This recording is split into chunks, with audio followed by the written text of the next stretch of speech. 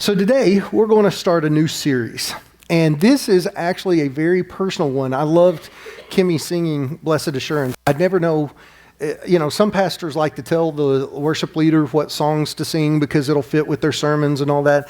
I always just trust Kimmy to, hear from God and what songs she feels like God wants her to lead.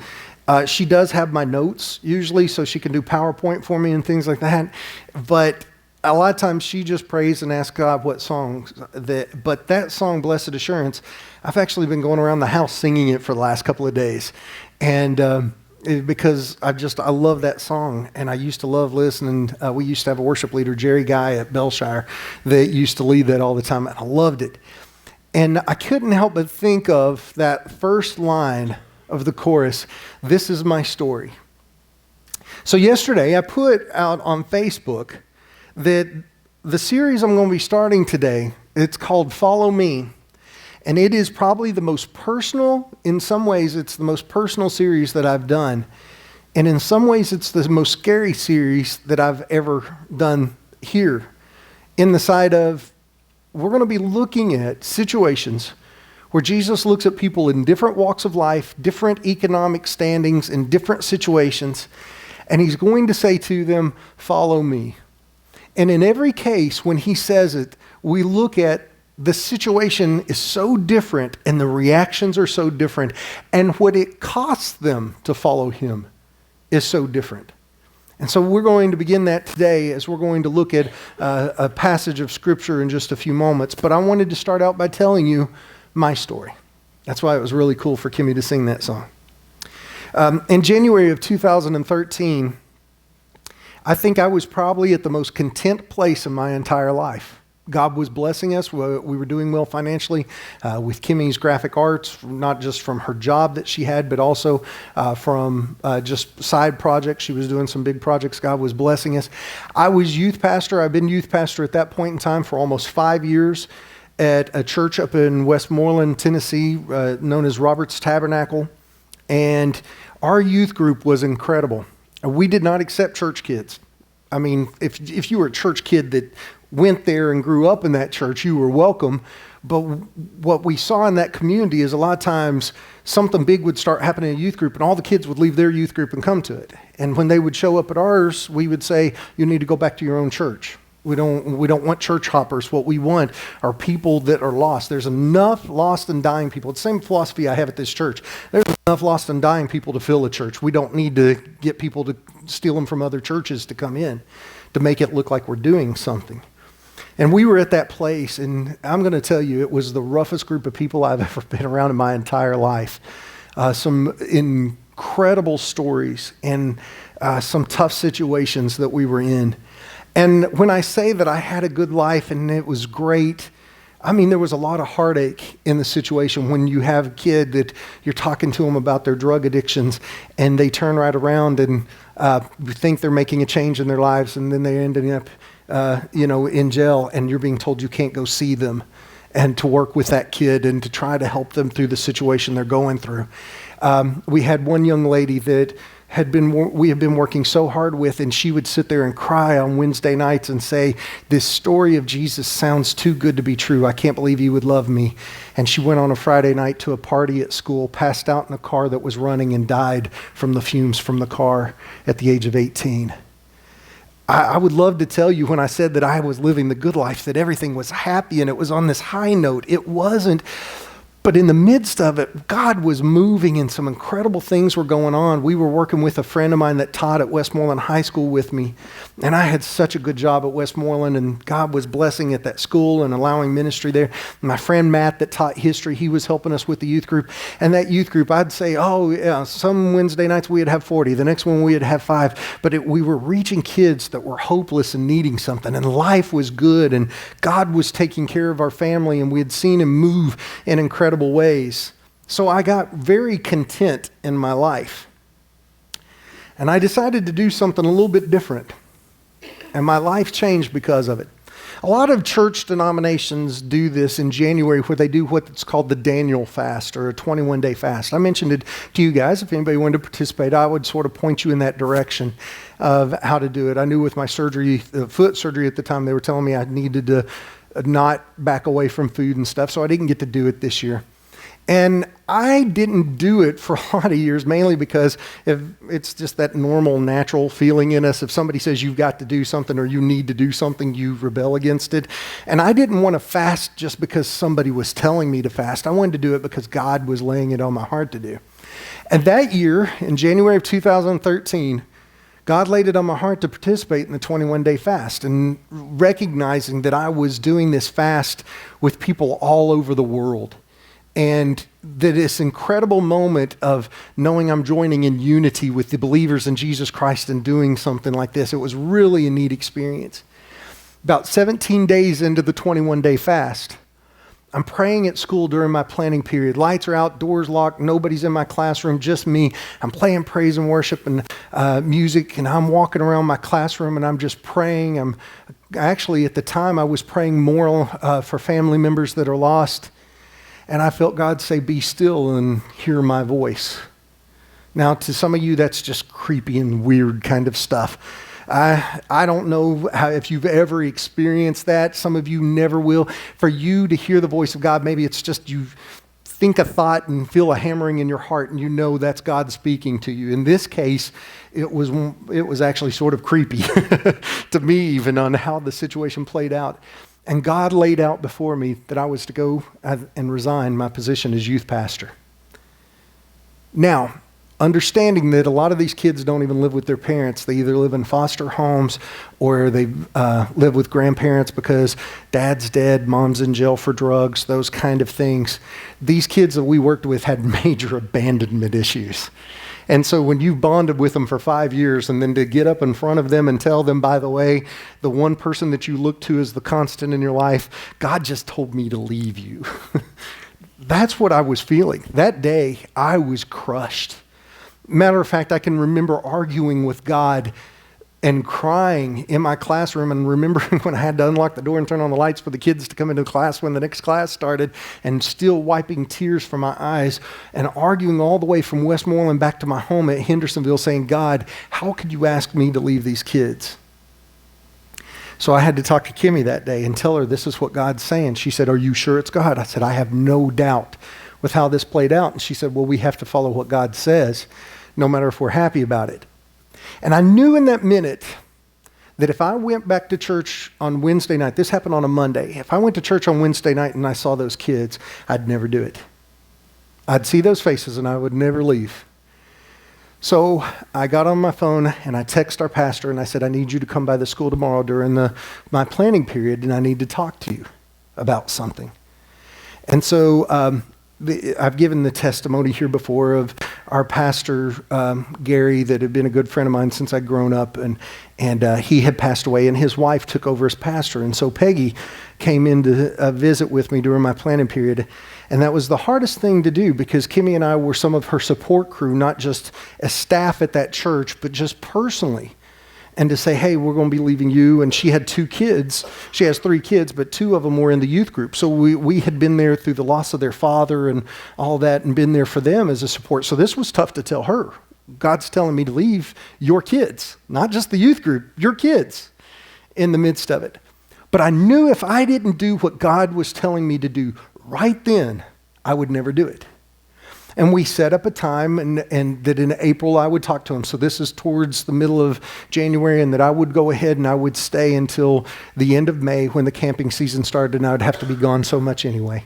And so the beginning of April, I went to tell the kids. Now, I don't know about you, but I have never had a panic attack in my life. And as a matter of fact, when I'd hear people talk about panic attacks, I thought they were sort of being dramatic. And sometimes God lets you experience things just because you judge people too harshly. And I started having panic attacks within a week before I told the kids. I'd have about one a day. The Wednesday night that I told the kids that I was stepping down as youth pastor, I had 8 during that day while I was teaching. to the point I thought I literally was going to die. My heart was racing so bad and hammering. And I even had one point in time in one of my classes, a student got up and grabbed my arm. I didn't realize I was gasping for air. I was hyperventilating so bad. And I just asked people to pray. I can't even teach these kids, let alone at the end of the service, tell them I'm resigning and then go upstairs and tell their parents I'm resigning.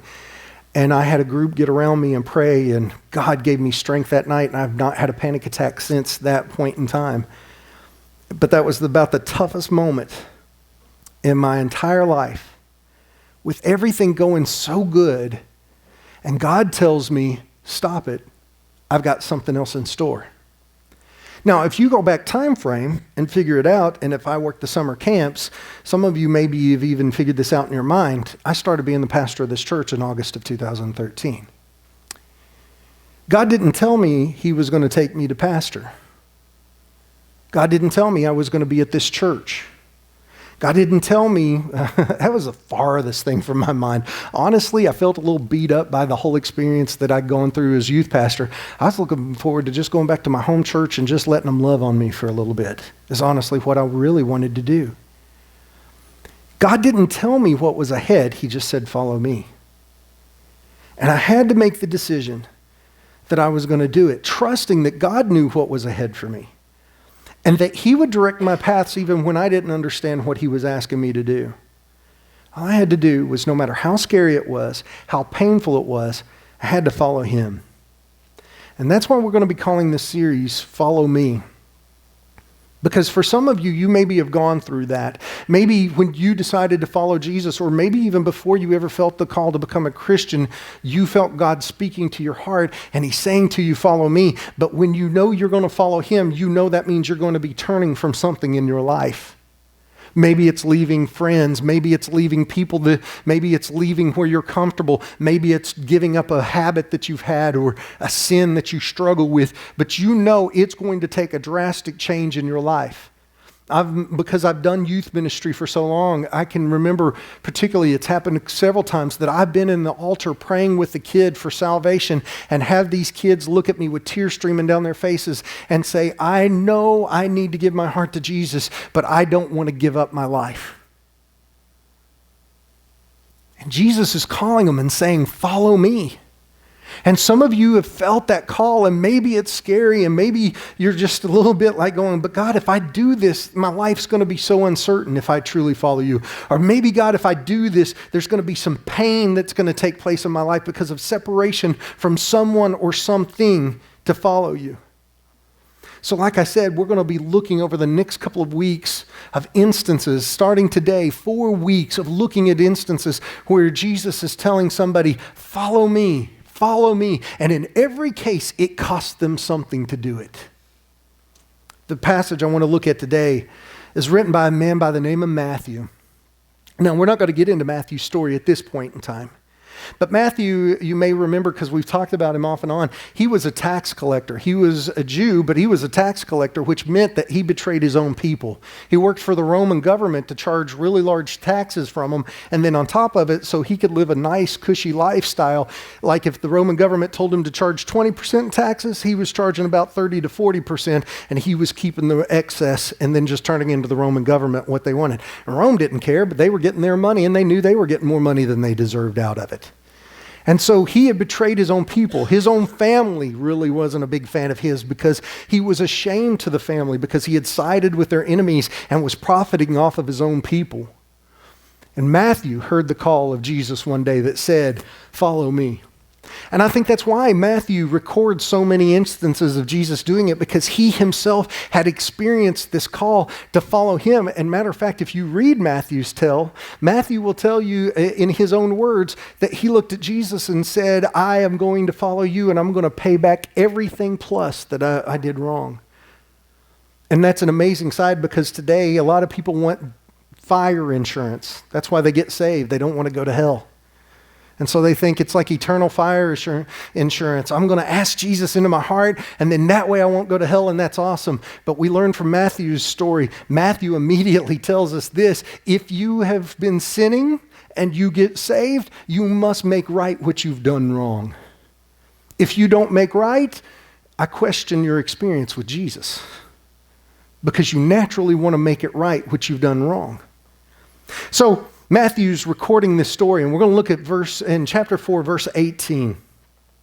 He said, as Jesus was walking beside the Sea of Galilee, I don't know, maybe he's just walking around humming, I don't know, pretty day, whatever. Jesus is walking around beside the Sea of Galilee. He sees two brothers, Simon, called Peter, which we normally just refer to him as Peter, and his brother Andrew.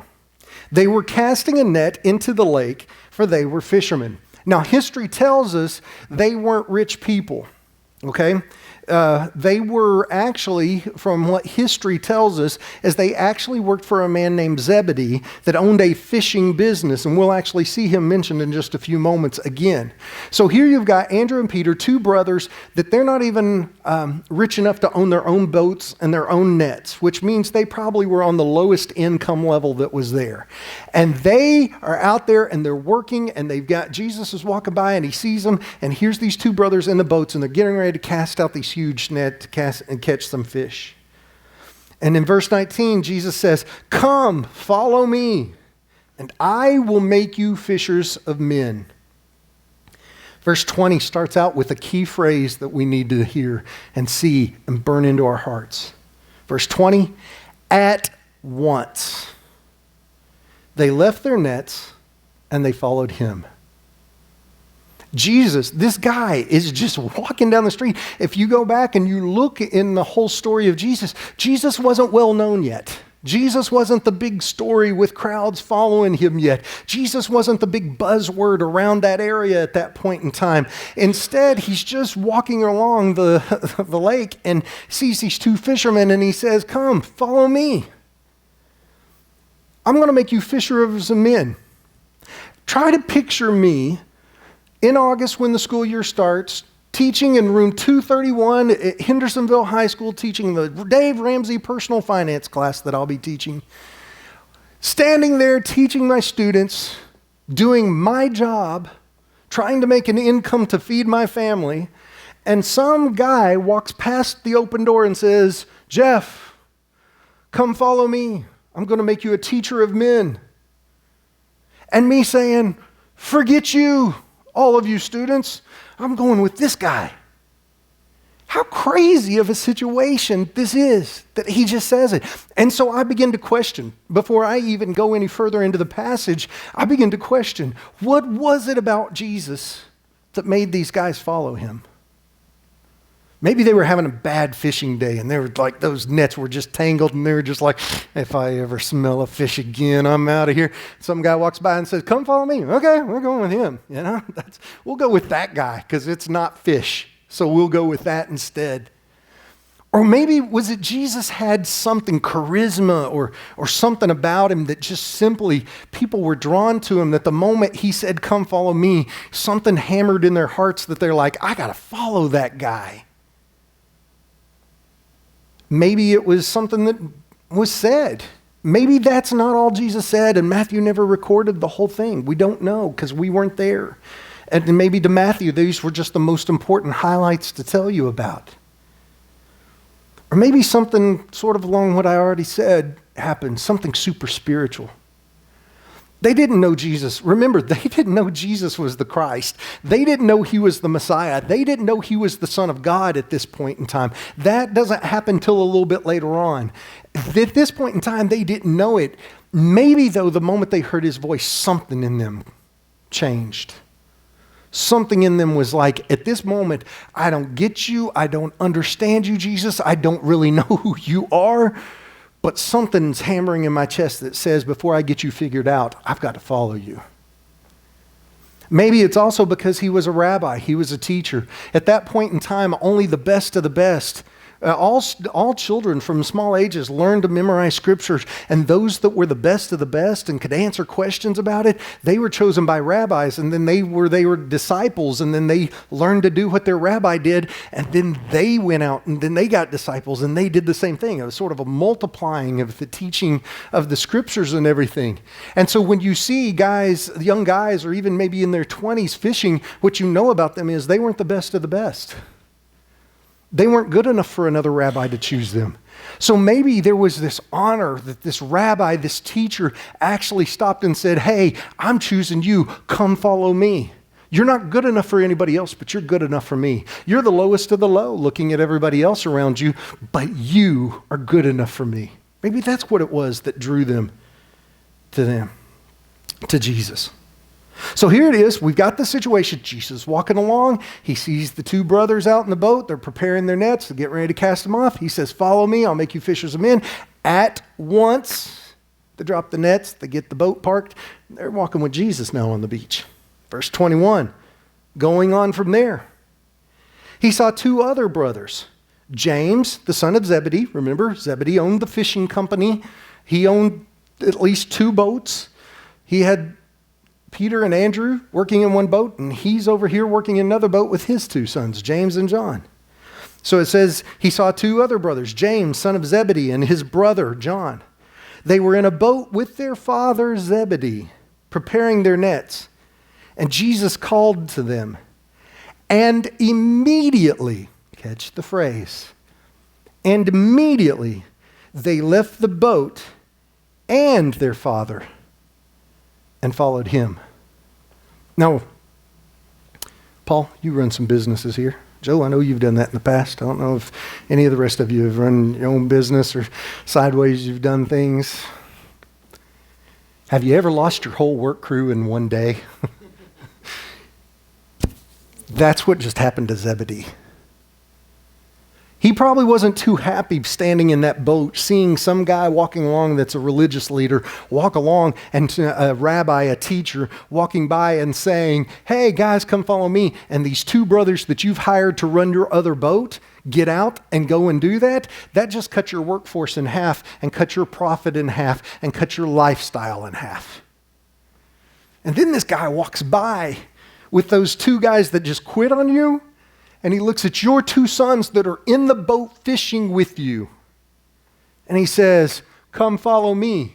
And your two sons, the rest of your livelihood. You can't pull in those nets by yourself.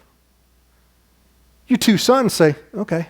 Immediately, they get out of the boat and they follow Jesus. You see, I told you I don't get why Peter and Andrew did this. I don't know what it was about Jesus or what he said or what happened in that moment, if it was spiritual or whatever. And I wrestle with that because I want to know the whole story, and that's just the way my brain works, and I want it all figured out, and I want all the pieces of the puzzle there, and we don't have it. They may have just been, as I said, having a bad fishing day and said, you know what, we never wanted to be fishermen to begin with. Let's follow this guy. His dad was a carpenter. We'll learn to build shelves. You know, maybe that's what it was. I don't know. But they chose. But then now let's look at James and John. The moment they chose to follow Jesus, they hurt their father's business. They hurt their family's own income. They just devastated their dad and mom. Here's Zebedee owning this fishing company, and now he's got two boats full of nets and no fish. That right there, for James and John to leave their father, meant it was a cost to them. Because it was an honor for a son to learn to follow in their father's footsteps. It was an honor for a son to learn the father's business and to carry it on. And both sons say, we're done. We're following this guy instead. So not only did they just devastate their father's business, not only did it cost their family's income to be able to do this and devastate their parents' income, they also possibly just disappointed their father. That's a pretty hefty cost. I know several friends that are ministers today that their family will not speak to them because they are a shame to their family because they're ministers. You grew up in a time, and Paul and Joe were in a time being around this church that, and in other churches know that people, especially if people knew you went to a Pentecostal church, they shamed you. It was disturbing to them. There was something odd, something weird. I didn't know about that, and I can remember as a little kid telling somebody where I went to church, and they said, "Oh, well, do y'all believe in speaking in tongues?" And I said, "Yeah, my church does." And I can remember the kid saying, "Oh, you're one of those holy rollers," and leaving me there on the playground to go play with somebody else. And I'm like, "What's a holy roller?" The only rollers I knew were those big plastic ones my mom had in her hair. And I didn't. They had holes in them, so holy roller. Yes, my mom has holy rollers. That's all I knew to say. I didn't know what they were talking about. Some here have lived with where people shamed you. I've heard stories of where my grandparents have been spit on because of who they were and what they believed in. There's a cost. Friends won't necessarily like you anymore. Family members may not want to be around you anymore. They may tell you how you're letting everybody else down because you've chosen to follow Jesus. And James and John give us the perfect example, literally right out of the boat, in the story of Jesus. That they said, no matter what the cost is, no matter how disappointed people may be in me, I'm going to follow Jesus. And that's what this is all about. This whole series. Because there's something about that call of Jesus, and it's such a definite call. You got to make a choice. And I hope what your choice is to understand it's a call to follow and that you'll do it. Because what stands out to me about this call is that there's always an instant response needed. When God calls us to respond, we have to do it instantly, or else we will go back to the old situation. Always will. It doesn't matter who you are. It doesn't matter what you've been raised like. It doesn't matter how much you've been in church or anything. When God calls you to do something, if you don't do it instantly, you will go back to what is comfortable. If Peter or Andrew or James or John would have said, "That's an awesome opportunity to go and be with you. Most rabbis didn't want us, and for you to want us, give us a week to think about it." We have several ministry opportunities that Kimmy and I have across the state of Tennessee because of youth work and camp work. And we always, we laugh about it with Lindsay, especially because she helps us and directs Powerhouse. And we talk about it. There's so many times we give people an opportunity to do something ministry and to sort of give them a different platform than what they've ever had before. And almost every time what we get from people is, "Let me take some time to pray about it." And when we get that answer, that we text back and forth, that's a no. We'll be shocked if they come back with a yes. We'll give them about 2 weeks just to see, but that's basically a no. Let's go ahead and start looking for plan B or C. And I can tell you 100% of the time, they've never come back with a yes. When you have that opportunity, you have to follow. If I would not have listened to that opportunity when I was in Westmoreland, if I would have not have listened to the voice of God and made my definite decision then and made that text to my pastor and resigned that next day, I worked past being resigned till we could come to an ending point for me, but I had to resign then or else I never would have done it. And the same is true for you. I'm going to be very honest. I have on many occasions over the last 2 years, because we're about the 2-year mark, which means I've doubled up half your pastors. When I go back and look at all the appointments, especially from the 60s, 70s, and 80s, y'all got pastors here for 1 year. I'm 2 years. Man, that's strong. I've doubled up. And I go and I look at these opportunities that God has given me to do what I'm doing here.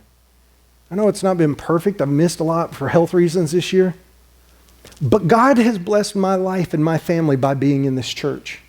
And had I not responded, and where I was going with this is that in this, on many occasions, I have preached and brought it to a point of asking people for salvation, and you don't realize what I see when I stand here. God doesn't open up spiritual eyes that I see angels or demons or anything like that. No, instead, what I see is your facial expression, and I see the tears, and I see the body language. And on many occasions, I've given calls to give your life to Jesus or to follow Jesus, and I watch people's shoulders slump, I watch their heads hang low, and I watch the tears, and I watch no movement.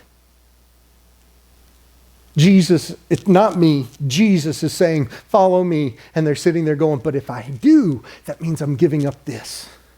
And if I do, this is going to cause pain. And if I do, this is going to be hurtful to do it. Jesus, that price is too much. So I'll just stay here and I'll think about it.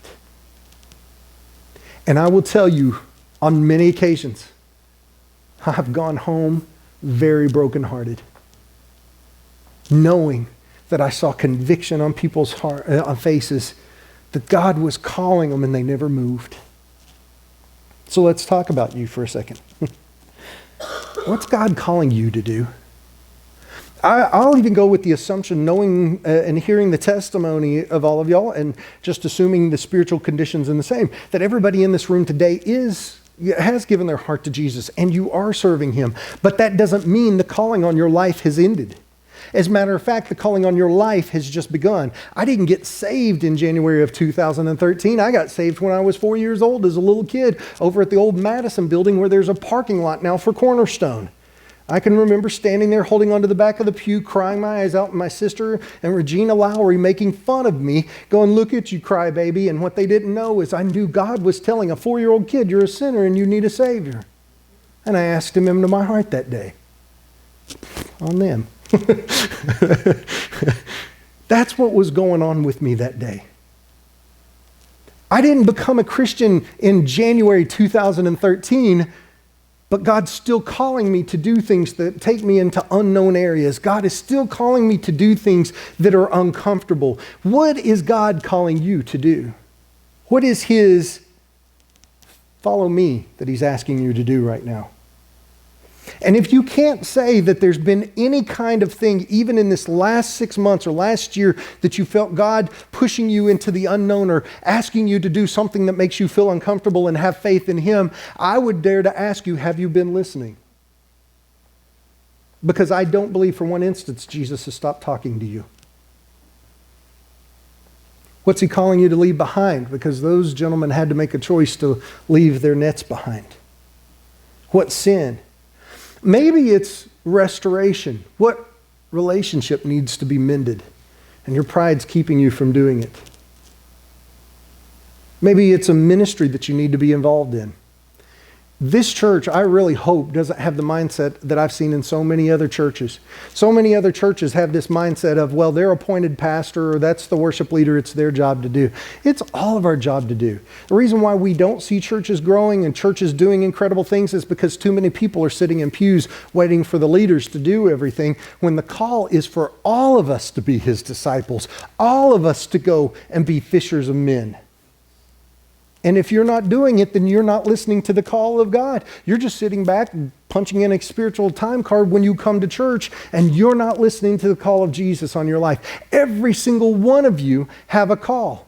And how amazing would any church be if every single person that's sitting in the pew was doing what God asked them to do? What hearts would be mended? What broken people would be healed? What hope would be brought to this world? What hungry people would be fed or clothed? If we just did what Jesus was calling us to do, but once again, are we hearing his voice? If right now something's hit your mind that you feel that you were supposed to do, or you thought of something and you know you've not responded either today or you've never responded in the past, I want you to understand Jesus is calling you right now. And he's saying, follow me. Will you do it? Now, I told you I was making an assumption, and that's always a dangerous thing to do. If you are not living for Jesus, and you are not a follower of Jesus, a lot of people claim to be Christians, but few are followers of Jesus. And you're right now, no matter how many years you've been in church, find yourself not following Jesus, and your life's not right with him, and you know you have sin in your life that you've not made right with him, I want you to hear the ultimate call of Jesus that says, follow me.